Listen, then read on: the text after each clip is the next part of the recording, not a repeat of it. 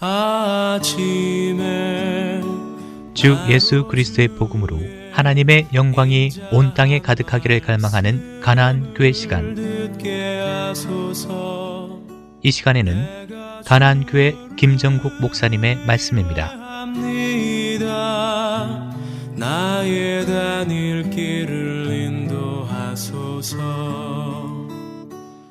우리가 복음을 부끄러워하는 것, 그리고 우리가 복음을 내세우지 못하는 이유 중에 하나가 뭔지 아십니까? 이 복음의 가치가 얼마나 높은지 모를 때예요. 우리가 값없이 받았지만 이 복음이 얼마나 돈으로도 살 수 없다는 것을 깨닫지 못했을 때 우리는 복음을 싸구려 취급하고 부끄러워합니다. 근데 이러한 가치를, 복음에 대한 진짜 가치를 바울은 일찌감치 깨달았던 거예요. 그래서 지금 내가 복음을 부끄러워하지 않는다라고 하는 것은 내가 이 복음이 너무나도 자랑스럽다.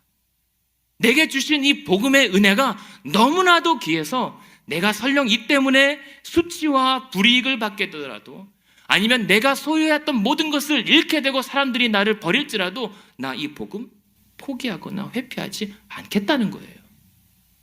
그것이 우리 모두의 고백되길 원합니다. 자, 그렇다면 이 바울이 복음을 그렇게 부끄러워하지 않을 수 있었던 힘이 어디에 있었을까? 만약에 그 비결을 안다면 우리도 그럴 수 있을 거 아니에요. 근데 바로 이어지는 구절에 보니까 그 힘이 나옵니다. 무엇이죠? 바로 그것은 하나님의 능력이 있었습니다. 16절에 이어지는 말씀 보십시오. 내가 복음을 부끄러워하지 아니하노니 이 복음은 모든 믿는 자에게 구원을 주시는 하나님의 능력이 되었기 때문에 바울은 이 복음을 자랑스러워했습니다. 근데 이 능력이라는 단어도요, 당시 사람들이 너무나도 좋아하는 단어였어요. 마법이라는 뜻이었거든요. 그래서 오늘날 우리도 좋아합니다. 이 능력이라고 하는 단어. 거기다가 하나님이라고 하는 단어만 덧붙였을 뿐이지 우리는 항상 이러한 능력을 도깨비 방망이처럼 우리도 잡고 휘두르면서 사용하기 원합니다. 우리 뜻대로 구하면 구하는 대로 구해지는 것을 바랍니다. 이게 능력이라고 하는 단어였어요. 그런데 지금 바울은요, 그와 같은 능력이 아니라는 거예요. 하나님의 능력은. 그 하나님의 능력은 바울에게 있어서 부활과 하나님의 영광과 성령 하나님의 일과 관련된 일이었던 거예요. 다시 말해서 하나님의 능력이 언제 나타나죠? 우리 삶 가운데 소망이 하나도 남아있지 않았던 때, 절망밖에 남아있지 않았을 때 그런 인생을 구원해 주시는 힘이 바로 하나님의 능력이었던 거예요. 그래서 하나님의 능력이 최초로 언제 나오죠? 천지가 흑암과 혼돈 가운데 있을 때 나타내신 하나님의 능력이 하나님의 창조입니다. 그리고 그 능력이 신약에 있어서 나타난 게 무엇이죠? 죄와 죽음밖에 남지 않은 우리 인생의 절망 가운데 서서 십자가의 부활하심으로 나타내신 그 구원의 능력이 하나님의 능력입니다. 그래서 그렇게 무에서 유를 창조하시고 죽음을 생명으로 바꿔주신 그 하나님만이 우리를 구원해 주실 수 있다는 말입니다. 믿으십니까? 하나님만이 우리를 구원해 주십니다. 그래서 그 하나님의 모든 능력은요, 우리가 생각하는 그런 신변, 잡다한 그런 능력이 아니라 우리의 구원에 초점이 맞춰져 있는 거예요. 그렇다면 오늘 믿는 우리가 그 하나님의 능력을 경험할 때는 언제예요? 바로 지금처럼 힘들고 슬프고 절망스럽고 약해서 오직 하나님밖에 남지 않았을 때 그 하나님의 능력을 경험할 수가 있는 거예요. 그래서 바울조차 뭐라고 얘기하죠? 바울이 뭐라고 얘기합니까? 내가 배가 고프고 사람들에게 매 맞고 비천해질 때 하나님 나 못 살겠습니다 라고 고백하지 않아요. 반대로 내게 능력 주시는 자 안에서 모든 것을 할 수 있었습니다 라고 간증하는 겁니다. 이 간증이 여러분의 간증 되기 원합니다. 너무 힘들고 너무 슬프고 너무 답답하지만 그러기에 지금은 그 하나님의 능력을 경험할 때임을 믿으시길 바랍니다.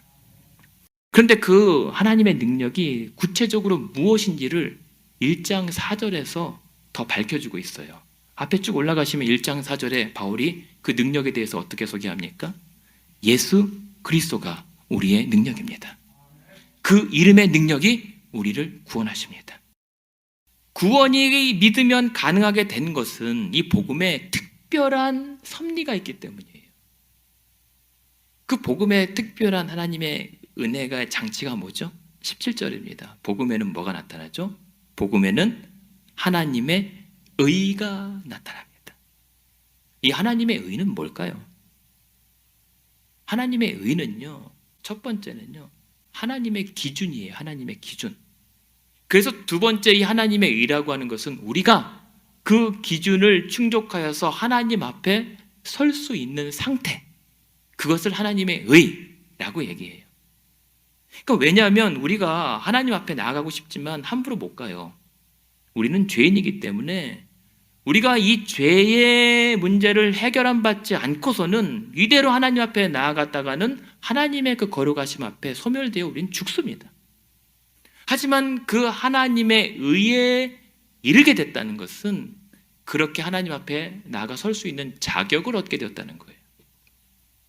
그래서 하나님의 의라고 하는 것은요, 저와 여러분이 여전히 그렇게 설 수 있는 자격 없는 죄인이지만 그럼에도 불구하고 의롭게 여겨 그 자격을 부여하시는 하나님의 은혜의 행동입니다. 그래서 이것을 우리는 칭의라고 얘기합니다. 하나님께서 우리를 의롭게 여겨주셨다.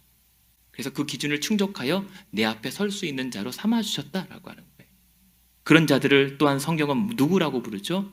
의인이라고 부릅니다. 세상의 의인은 자신의 행동이 정말 특별하고 훌륭해서 추앙받는 것이지만 이 하나님의 보시기에 의인은요, 여전히 죄인이에요. 여전히 죽어 마땅한 죄인임에도 불구하고 의롭다고, 죄 없다라고 간주해 주시는 하나님의 특별한 은혜입니다.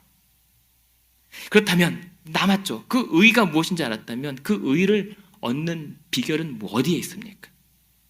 그 의를 얻는 비결이 바로 17절에 어디에서 어디까지 이르게 한다고요?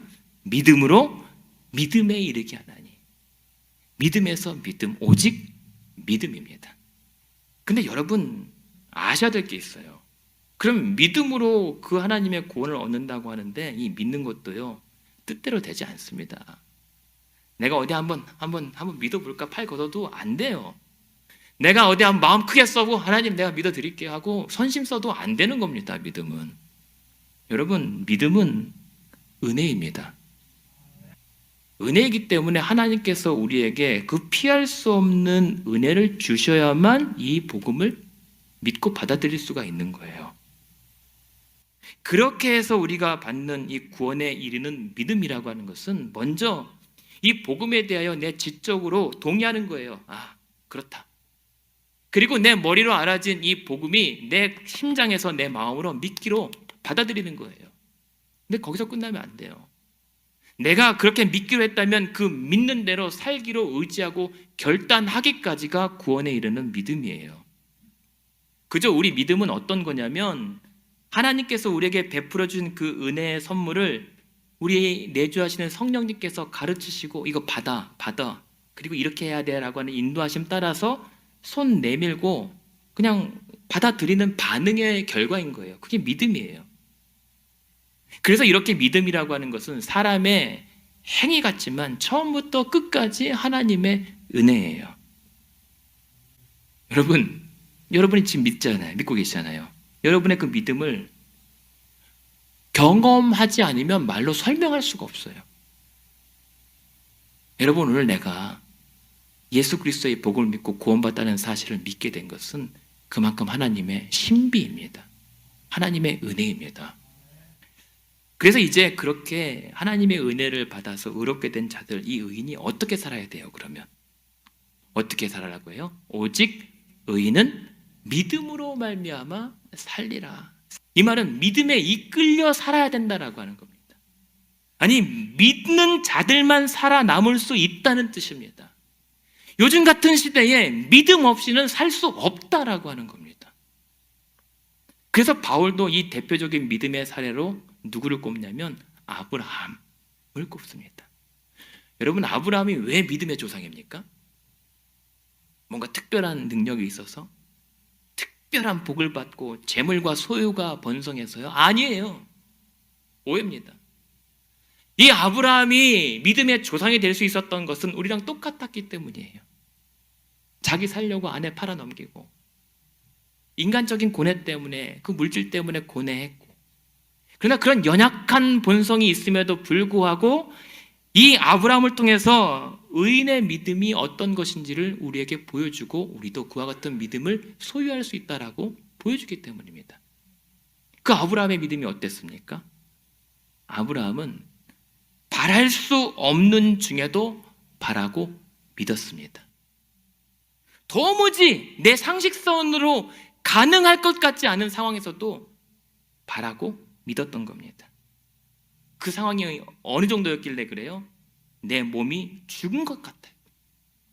그 태문이 닫힌 것처럼 가망이 없는 상황에서도 그것을 알고도 믿음이 약하여지지 않았던 거예요. 대신 20절에 보면 무엇입니까? 믿음이 없어 그 하나님의 약속을 의심하지 않고 믿었어요. 그 상황에서 도리어 무엇을 바라봅니까? 믿음이 더욱 단단해져요.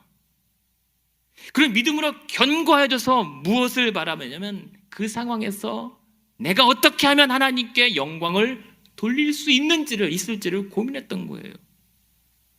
그리고 그런 가운데 내가 이렇게 믿음을 지켜내고 하나님께 영광을 돌려드리면 하나님은 약속하신 그것을 또한 능히 이루실 줄을 확신했기 때문에, 그것이 아브라함의 믿음이었고 저와 여러분의 믿음인 것입니다.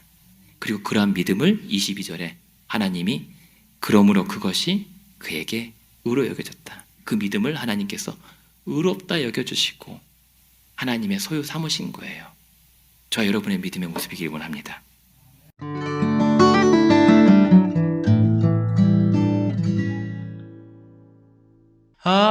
아침에 나로 지금까지 가나안 교회를 담임하시는 김정국 목사님의 말씀이었습니다.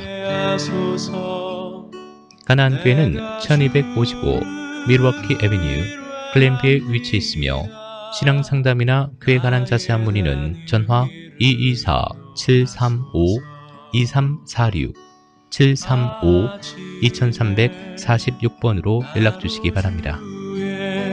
인자한 말씀을 듣게 하소서.